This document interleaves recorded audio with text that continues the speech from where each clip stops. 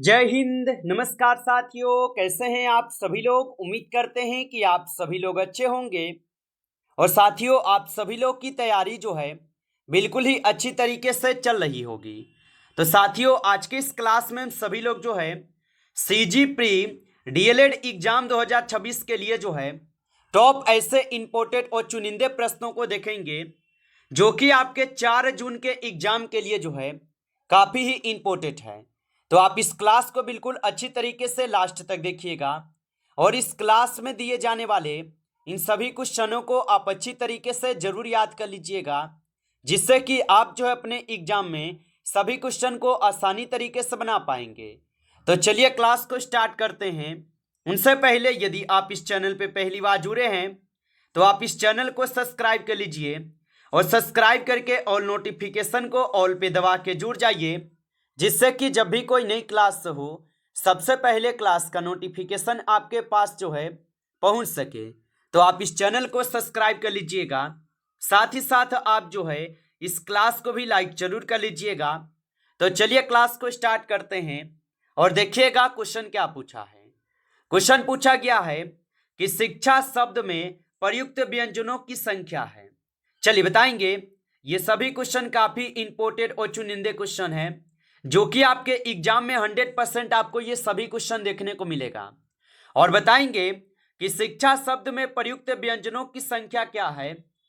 तो याद रखेंगे यहाँ पे इस क्वेश्चन का सही जवाब ऑप्शन यहाँ पे सी हो जाएंगे 4 होगा।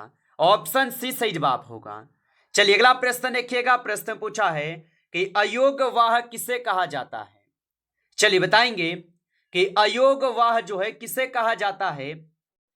तो अयोगवाह कहते हैं अनुस्वार एवं विसर्ग को। ऑप्शन यहाँ पे जो है बी सही जवाब हो जाएंगे इस क्वेश्चन का आंसर। चलिए अगला प्रश्न देखिएगा। प्रश्न यहाँ पे है कि प्रतिकूल शब्द में उपसर्ग है।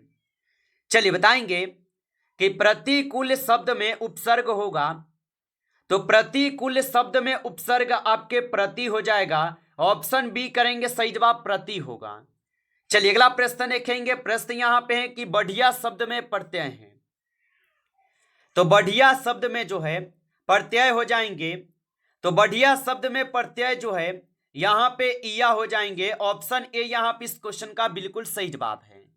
चलिए अगला प्रश्न देखेंगे। प्रश्न है कि किस शब्द में अव्ययी भाव समास जो है। चलिए बताएंगे कि किस शब्द में अव्ययी भाव समास है। तो याद रखेंगे अव्ययी भाव समास जो है आजीवन में होगा। ऑप्शन बी करेंगे सही जवाब आजीवन होगा। चलिए अगला प्रश्न देखेंगे। प्रश्न यहां पे है कि आग शब्द किस प्रकार का है। चलिए बताएंगे आप कि आग शब्द जो है ये किस प्रकार के हो जाएंगे। तो आग शब्द जो है ये हो जाएंगे आप सभी लोग का यहाँ पे तद्भव शब्द। ऑप्शन यहाँ पे जो है बी सही जवाब हो जाएंगे तद्भव शब्द हो जाएंगे। चलिए अगला प्रश्न देखिएगा। प्रश्न है कि सिफारिश किस भाषा का शब्द है। चलिए बताएंगे कि सिफारिश किस भाषा का शब्द है। तो सिफारिश हो जाएंगे फारसी भाषा के शब्द। ऑप्शन ए सही जवाब है फारसी भाषा के शब्द होगा। आगे देखिए अगला प्रश्न यहां पे है टोकरी जो है यह किस प्रकार का शब्द है। चलिए बताएंगे कि टोकरी किस प्रकार का शब्द होगा। तो टोकरी हो जाएंगे आपके देशज शब्द। ऑप्शन सी सही जवाब है देशज शब्द होगा। आगे देखिए अगला प्रश्न यहां पे है कि दरिद्र शब्द का स्त्रीलिंग है। चलिए बताएंगे। तो दरिद्र शब्द का जो स्त्रीलिंग होगा इसका स्त्रीलिंग हो जाएंगे दरिंद्रा। ऑप्शन ए सही जवाब है दरिंद्रा हो जाएगा। आगे देखिए अगला प्रश्न यहां पे दिए गए मत्स्य शब्द का बहुवचन रूप है। चलिए बताएंगे कि मत्स्य शब्द का बहुवचन रूप कौन सा है। तो मत्स्य शब्द का बहुवचन रूप मत्स्य ही होगा। ऑप्शन ए यहां पे सही जवाब होगा। चलिए अगला प्रश्न देखिएगा। प्रश्न यहां पे है वह सो रहा था क्रिया का काल है।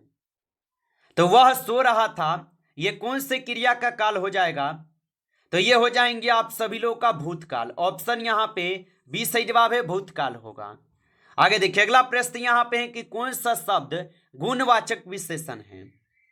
चलिए बताएंगे कि कौन सा शब्द है जो कि गुणवाचक विशेषण है। तो यहां पे मीठा जो है ये गुणवाचक विशेषण होगा। ऑप्शन सी सही जवाब है मीठा जो ये गुणवाचक विशेषण होगा।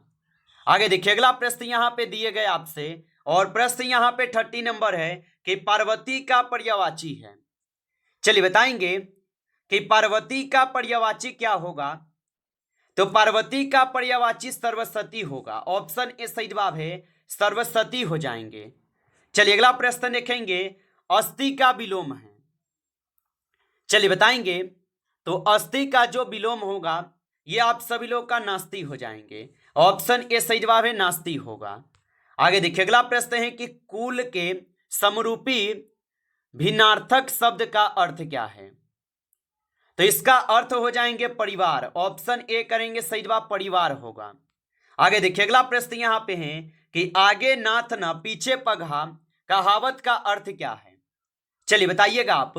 और आप अभी तक इस क्लास को लाइक नहीं किए हैं तो आप जो है इस क्लास को एक बार लाइक जरूर कर लीजिएगा। नए जुड़े हैं आप इस चैनल पे तो चैनल को भी आप सब्सक्राइब करके ऑल नोटिफिकेशन को भी ऑल पे दबा के जुड़ जाइए, जिससे कि जब भी कोई नई क्लास हो सबसे पहले क्लास का नोटिफिकेशन आपके पास जो है पहुंच सके। तो आप इस चैनल को सब्सक्राइब कर लीजिएगा। और बताएंगे कि आगे नाथ न पीछे पगहा कहावत का अर्थ क्या है। तो इसका अर्थ हो जाएंगे यहाँ पे बिल्कुल असहाय। ऑप्शन यहाँ पे जो है बी सही जवाब है, बिल्कुल असहाय होगा। आगे देखिए अगला प्रश्न है कि नाक में दम करना मुहावरे का अर्थ है।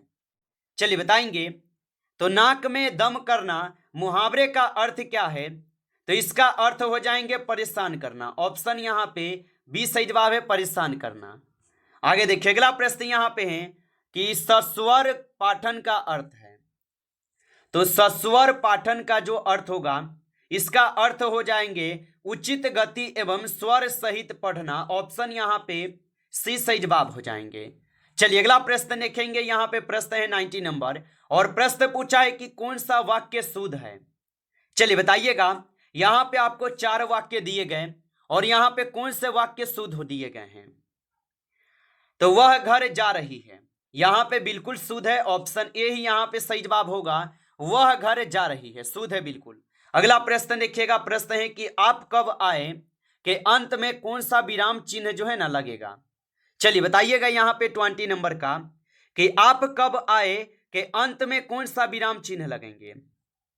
तो यहाँ पे 20 नंबर क्वेश्चन का आप सही जवाब ऑप्शन यहाँ पे सी करेंगे। ऑप्शन यहाँ पे सी सही जवाब है, प्रश्नवाचक विराम लगेंगे। अगला प्रश्न देखिए, प्रश्न यहाँ पे कि स्वामी दयानंद सरस्वती द्वारा स्थापित आर्य समाज का मुख्य नारा क्या था। तो स्वामी दयानंद सरस्वती द्वारा स्थापित आर्य समाज का मुख्य नारा क्या था। तो इनका मुख्य नारा था वैदों की ओर लौटो। ऑप्शन ए सही जवाब है, वैदों की ओर लौटो का नारा था। आगे देखिए अगला प्रश्न यहाँ पे है, राष्ट्रीय एकता दिवस किस दिन व्यक्तित्व के जन्म दिवस पर जो है मनाया जाता है। तो राष्ट्रीय एकता दिवस किस व्यक्तित्व के जन्म दिवस पर मनाया जाता है।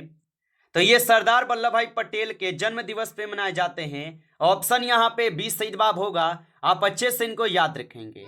चलिए अगला प्रश्न देखेंगे, प्रश्न यहाँ पे 23 नंबर है कि प्राथमिक शिक्षा का अधिकार अधिनियम 2009 के तहत स्कूलों में शिक्षक छात्र अनुपात कितना होना चाहिए। तो प्राथमिक शिक्षा का अधिकार अधिनियम 2009 के तहत स्कूलों में शिक्षक छात्र अनुपात कितना होना चाहिए। तो आप बताएंगे ये 1:30 होना चाहिए। ऑप्शन डी सही जवाब है, 1:30 होना चाहिए। आगे देखिए अगला प्रश्न यहाँ पे है, निम्न में से कौन सी मृदा ज्वालामुखीय चट्टानों के अपक्षय से बनती है। तो निम्न में से कौन सी मृदा ज्वालामुखीय चट्टानों के अपक्षय से बनती है। तो यहाँ पे हो जाएंगे काली मृदा। ऑप्शन सी सही जवाब है, काली मृदा होगा। आगे देखेंगे अगला प्रश्न है कि तैमूर ने किस वर्ष भारत पर आक्रमण किया था। तो तैमूर ने किस वर्ष भारत पर आक्रमण किया था। तो ये आक्रमण किए 1398 में। ऑप्शन ए सही जवाब है, 1398 में किए थे। अगला प्रश्न देखेंगे, भारतीय संविधान के किस अनुच्छेद के तहत मौलिक कर्तव्य जो है निर्धारित है। तो भारतीय संविधान के किस अनुच्छेद के तहत मौलिक कर्तव्य निर्धारित है। तो ये हो जाएंगे अनुच्छेद 51A के तहत। ऑप्शन यहाँ पे 20 सही जवाब है, अनुच्छेद 51A के तहत होगा। अगला प्रश्न देखेंगे, नेशनल करिकुलम फ्रेमवर्क 2023 के अनुसार मूल्यांकन में किस पर जो है सबसे अधिक जोर दिया गया है? तो नेशनल करिकुलम फ्रेमवर्क 2023 के अनुसार मूल्यांकन में किस पर सबसे अधिक जोर दिया गया है? तो ये दिए गए हैं सीखने के परिणाम पे। ऑप्शन यहाँ पे डी सही जवाब है, सीखने के परिणाम पे। अगला प्रश्न देखेंगे, वन संरक्षण अधिनियम भारत में किस वर्ष जो है पारित हुआ था? तो वन संरक्षण अधिनियम भारत में किस वर्ष जो है पारित हुआ? तो ये पारित हुए थे आपके 1980 में। ऑप्शन यहाँ पे बी सही जवाब है, 1980 में होगा। अगला प्रश्न है कि बोस्टन चाय पार्टी किस देश के स्वतंत्रता संग्राम से संबंधित है? तो बोस्टन चाय पार्टी किस देश के स्वतंत्रता संग्राम से संबंधित है? तो ये संबंधित हो जाएंगे अमेरिका से। ऑप्शन यहाँ पे सी सही जवाब है, अमेरिका से होगा।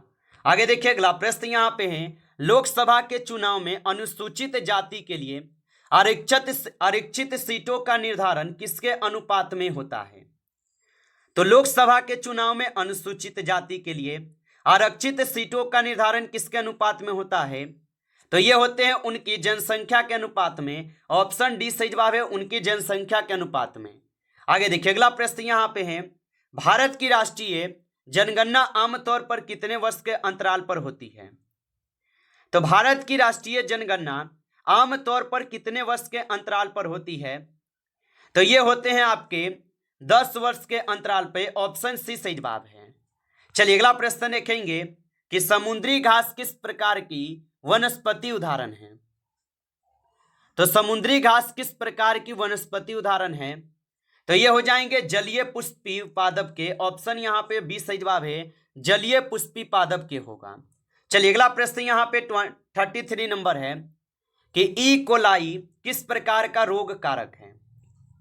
तो ई कोलाई किस प्रकार का रोग कारक होगा? तो ये हो जाएंगे जीवाणु के। ऑप्शन सी सही जवाब है, जीवाणु के होगा। आगे देखिए अगला प्रश्न यहाँ पे दिए गए हैं और प्रश्न क्या पूछा है, राष्ट्रीय शिक्षा नीति 2020 में प्रारंभिक बाल्य अवस्था देखभाल एवं शिक्षा किस आयु वर्ग को जो है कवर करती है? तो राष्ट्रीय शिक्षा नीति 2020 में प्रारंभिक बाल्य अवस्था देखभाल एवं शिक्षा किस आयु वर्ग को कवर करती है? तो ये कवर करते हैं आपके 3 से 6 वर्ष। ऑप्शन यहाँ पे डी सही जवाब होगा। चलिए अगला प्रश्न देखेंगे कि आजाद हिंद फौज का गठन किस देश में जो है किया गया था? तो आजाद हिंद फौज का जो गठन है ये किए गए थे सिंगापुर में। ऑप्शन यहाँ पे सी सही जवाब है, सिंगापुर में किए गए थे। नमस्कार साथियों, इस क्लास में आपके टॉप 35 क्वेश्चन थे जो काफी इंपॉर्टेंट क्वेश्चन थे। साथियों यदि आपको क्लास अच्छा लगा हो तो आप इस क्लास को लाइक कर लेंगे। नए जुड़े हैं आप इस चैनल पे तो चैनल को सब्सक्राइब करके ऑल नोटिफिकेशन को ऑल पे दबा के जुड़ जाइए, जिससे कि जब भी कोई नई क्लास हो सबसे पहले क्लास का नोटिफिकेशन आपके पास जो है पहुंच सके। तो आप इस चैनल को सब्सक्राइब कर लीजिएगा। चलिए फिर मिलते हैं आपसे एक नेक्स्ट टॉपिक के साथ नेक्स्ट क्लास में। तब तक के लिए जय हिंद, जय भारत।